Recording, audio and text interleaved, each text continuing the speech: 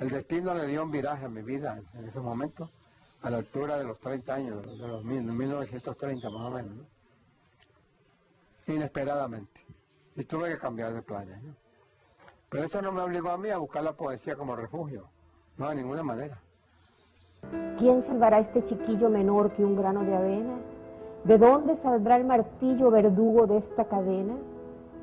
Que salga del corazón de los hombres jornaleros, que antes de ser hombres son y han sido niños yunteros.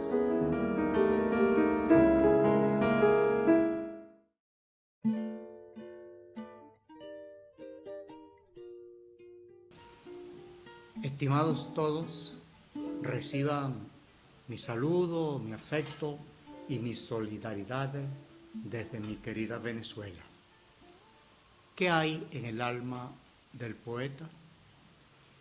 Antes de referirme a la motivación de esta pregunta, quiero agradecer una vez más a nuestra presidenta ejecutiva Carmen Rojas Larrazábal, al doctor Manuel Leiva Martínez y a todo el equipo directivo de este gran congreso, el honroso compromiso de poder dirigirme hoy a ustedes. Siempre me ha inquietado conocer la interioridad de los poetas. Esta inquietud ha cobrado mayor fuerza en mí con motivo de este homenaje que se le rinde a dos eximios venezolanos, don Miguel Ramón Utrera, intelectual, pedagogo y poeta, y la inolvidable Delia Balsa Rengifo, abogada, promotora cultural y exquisita poeta, conocida cariñosamente como Delita en su entorno cultural. Honrando a poetas como ellos ya fallecidos, de ahora en adelante la institucionalidad del Congreso Universal de Poesía Hispanoamericana se enaltece más aún al dar vigencia a aquello que la misma Delia escribiera: cuando un poeta muere, está más vivo que nunca. Y eso, estimados compañeros, es tan cierto que a pesar del retiro casi cenobítico, como lo ha llamado alguien, de don Miguel Ramón Utrera en su pueblo natal, y a pesar de la callada labor de Delia Rengifo, ajena, igual que don Miguel, a la publicidad y al boato, ambos personajes pertenecen a esa categoría excepcional de ciudadanos eximios, inolvidables.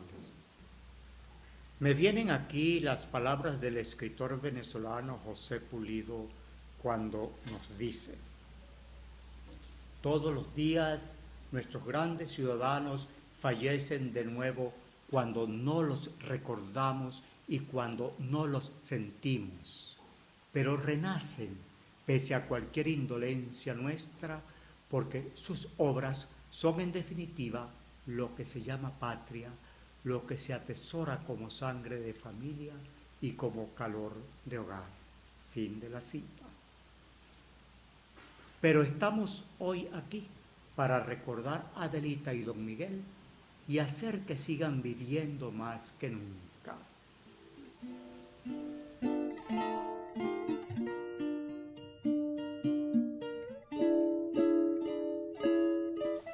Volviendo al tema, más allá de sus creaciones, ¿qué fuerzas inspiradoras mueven el interior de los artistas en general y específicamente de un poeta?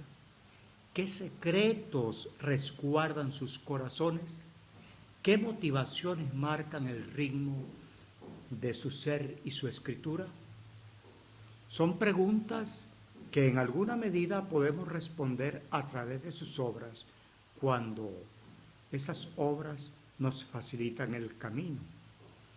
Pero el sostenido encuentro personal con ellos es un privilegio que nos ayuda mucho mejor a bajarnos del afectuoso pero algo distante pedestal de admiración en que los ubicamos. Qué fortuna, hermanos, poder acercarnos a su intimidad de seres humanos de carne y hueso que aman, sufren, gozan como cualquiera y tal vez más. que el común de los mortales, por esa sensibilidad especial de que los ha dotado el Padre Creador de toda bondad y de toda belleza. Personalmente, tuve ese privilegio con nuestros dos homenajeados, pero no pretendo adentrarme aquí en consideraciones sobre sus valiosos aportes literarios. Con sobrada autoridad, esa honrosa tarea les ha correspondido aquí. Sobre Delia, a nuestro apreciado doctor Ernesto Cajan, quien no necesita presentación, y sobre Utrera, al doctor Luis Álvarez León, el más autorizado investigador de la obra del maestro, un exalumno suyo de la escuela primaria, la cual llegó a ser para nosotros fuente de inspiración de nuestras primeras letras, de nuestras primeras inquietudes y de nuestros primeros amores, como me escribiera alguna vez mi querido coterráneo, el doctor Álvarez León. El homenaje, repito, me ha llevado a pensar una vez más en nuestros dos poetas. Ellos fueron habitantes de dos poblaciones vecinas cuyos entornos propicios para la descansada vida en el lar rural venezolano puede uno sentirlo en varias de sus composiciones salpicadas del olor campestre y del dolor de patria no del todo redimida. ¿Cómo recuerda Delia Rengizo Balsa su familia, su casa y hasta las muñecas de su niñez? ¿Cómo nos hace sentir Utrera el rocío mañanero, la brisa y los olores de la campiña rural, que de tanto ansiar verla conservada y pura, llega a convertirse en él en pena frente al fuego criminal en las sabanas? Vecinos en la terredad ambos poetas, pero distantes ellos dos en edad y estilos, sus personalidades tan diferentes fueron atrayendo mi deseo de indagar motivaciones que hasta sin saberlo podríamos estar compartiendo nosotros en nuestro quehacer poético. Como extraña coincidencia, cabe anotar acá que la Delia adolescente pudo conocer al maestro Utrera ya crecido y ya maduro en visitas que ella le hiciera acompañando a su tío materno, el también ilustre hombre de letras y pedagogo, don Camilo Balsa Donati. Es que la vena poética de esta familia es común en ellos, porque hasta la hija menor de Delia, María Alejandra, también es poeta y periodista de alto vuelo. Quiero detenerme solo en un aspecto: cómo el adulto, exigente y severo director de escuela, a quien también yo conocí de niño en las aulas, podía ser dueño de una poesía tan tierna. Cómo aquel exigente maestro de atronadora voz supo granjarse el cariño de tanta gente que de diferentes sitios iba a visitarlo en su casa hasta en sus últimos años. Estudiantes de todos los niveles en busca de asesoría, amigos y conocidos en general para disfrutar de su sabia y amena tertulia y de sus orientaciones. Lo suyo tuvo que haber sido una coraza protectora desde el principio, desde su juventud, frente a sus vicisitudes personales, a los avatares de un país recién salido de una larga dictadura y a las limitaciones de su entorno rural, para ese entonces atrasado y pobre y reacio a los cambios que el joven educador e intelectual promulgaba contra viento y marea.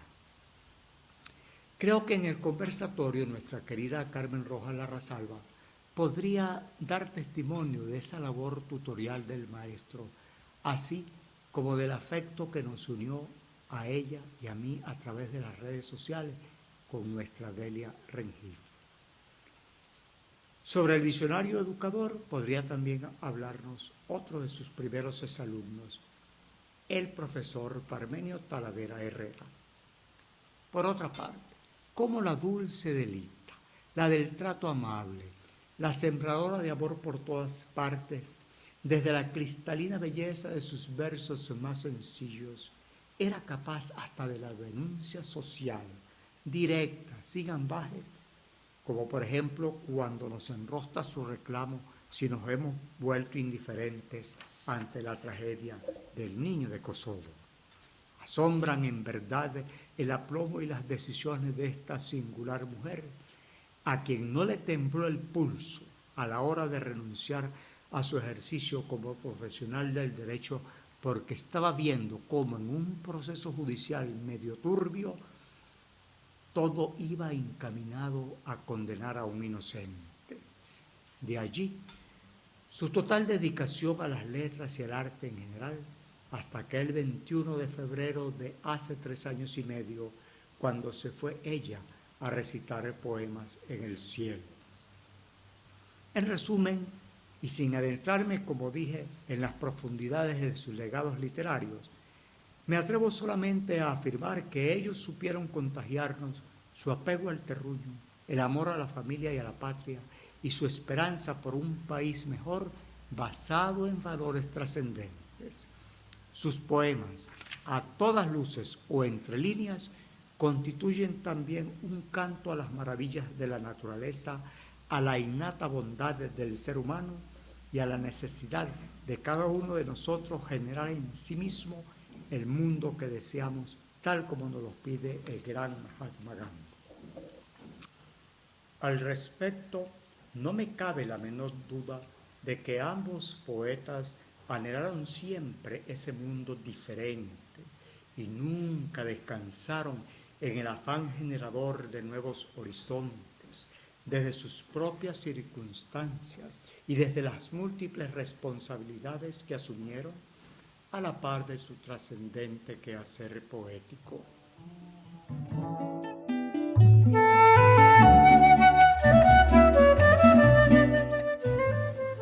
Don Miguel Utrera, en efecto, hizo patria y señaló caminos como cronista ad honorem, no oficial, como a él le gustaba insistir, de su natal San Sebastián de los Reyes, como colaborador en medios impresos del país, miembro de la Asamblea Legislativa de su estado Aragua, representante por ese mismo estado de las Academias Nacionales de la Lengua y de la Historia, y promotor o participante activo en emprendimientos en beneficio de su comunidad sansebastianera.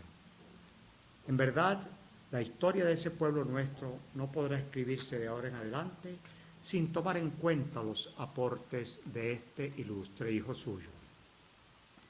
Galardonado con el Premio Nacional de Literatura 1981, el poeta, al no poder eximirse de ese reconocimiento oficialmente ya otorgado, rechazó el dinero correspondiente a ese premio. Un gesto nada raro en él, ajeno a honores y cuyo mayor galardón siempre estuvo en el desempeño exitoso de sus exalumnos, a quienes solía pedirnos en la escuela: hagan algo bueno y grande por la patria si quieren que sus nombres sean recordados. Una anécdota especial nos refleja el carácter del poeta. Un día va a su casa una comisión a buscarlo porque el señor presidente de la República está en el pueblo y quiere saludarlo. A lo que el poeta le responde a esta comisión: si él quiere, que venga él a mi casa, porque el interesado es él. En verdad, en ese desplante no había razones políticas ni ideológicas. Ahí lo que había era la rebeldía del personaje que años más tarde me confesaría: es que yo no tengo por qué doblar las rodillas ante nadie. Y en verdad, no las dobló, ni siquiera ante la dolorosa enfermedad de sus últimos años. Bueno, ¿y qué decir de Delia? La que, habiendo dejado atrás la abogacía, multiplicó existencia en invalorable quehacer social y artístico. Autora de exquisitos poemarios, 6 de ellos, por cierto, reposan todavía en su computador. El legado de esta noble mujer, madre, poeta y ciudadana ejemplar, no se conformó con los poemas. tal como lo atestiguan su labor de voluntaria, insisto, voluntaria promotora cultural en diversas regiones del país. Su trabajo como investigadora y guionista cinematográfica, además de la asesoría prestada a instituciones y su empeñoso fundar y dirigir publicaciones en su época estudiantil. Mucho de su exquisita sensibilidad está vertida en su poema El abrazo de la despedida, motivado por la muerte de su padre. Con ese poema, Delia obtiene el primer Premio Internacional Ibiza 2008, otorgado en el contexto del centenario de Miguel Hernández en las Baleares. Ella estaba muy enferma, pero hasta allá viajó a recibirlo, pese a las molestias de su enfermedad, de lo cual yo le hice una advertencia de mi preocupación por su salud, y ella me respondió con mucha sencillez característica de su personalidad: es que yo voy a España, no solamente por mí, sino porque está de por medio Venezuela. También era objeto de su especial cuidado el apoyo a sus pupilos de la Casa del Poeta Peruano en Venezuela que ella presidía. Con razón, ellos la llamaban Mama Delia. La noche en que mis lágrimas apenas me dejaban informar por las redes sociales su fallecimiento, no me imaginaba los cientos de condolencias que recibiríamos de inmediato su familia y yo de diferentes sitios de Venezuela y el mundo.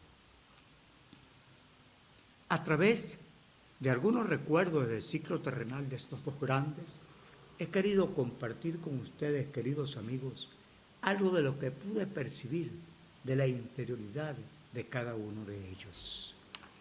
Interioridad no exenta de dificultades, angustias y pesares, aunque estén cubiertas, aliviadas, digamos, con el manto protector de la poesía. Podríamos entonces decir con Pessoa que el poeta es tan fingidor que a veces finge que es dolor, el dolor que de verdad siente.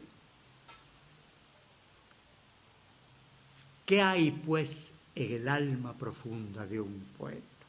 Eso, precisamente, un poeta, un ser humano como todos los demás, pero que logra universalidad al expresar sentimientos que nosotros albergamos en el silencio de las noches o en la incapacidad de palabras inspiradas. Creo que entonces el poeta se debate entre la necesidad de darse a sí mismo en sus escritos y el temor de derramar en cualquier terreno el agua preciosa de sus sentimientos más profundos. Pero ¿qué le vamos a hacer si al legarnos un poema, él está como sacando a pasear su intimidad un domingo en el parque por la tarde? Y en ese pasear, mejor dicho, en ese compartir alma, vida y poesía, nunca faltarán los nubarrones que amenacen la tarde clara de las alegrías. Nubarrones. Alguien ha dicho que el poeta nos redime. Yo quisiera preguntarle a ustedes, compañeros de camino, ¿es el poeta entonces un redentor o un redimido? El tema se me antoja interesante para algún conversatorio y la pregunta puede admitir tantas respuestas cuantas mentes y corazones se sientan aludidos. Sea lo que fuere, al agradecerle su paciente atención, solo me resta concluir diciendo: qué privilegio tan grande poder compartir con los autores no solo textos, sino también ideas, sentimientos y valores, como lo hacemos en este CUPI 3, especialmente cuando nos proponemos ofrendar lo nuestro para el mejor mundo que deseamos, a pesar de los 1001 obstáculos. Pero sigamos adelante, convencidos, como lo escribió una vez don Miguel Ramón Utrera: así mañana en el hondón obscuro del tibio surco nacerán luceros. Muchísimas gracias.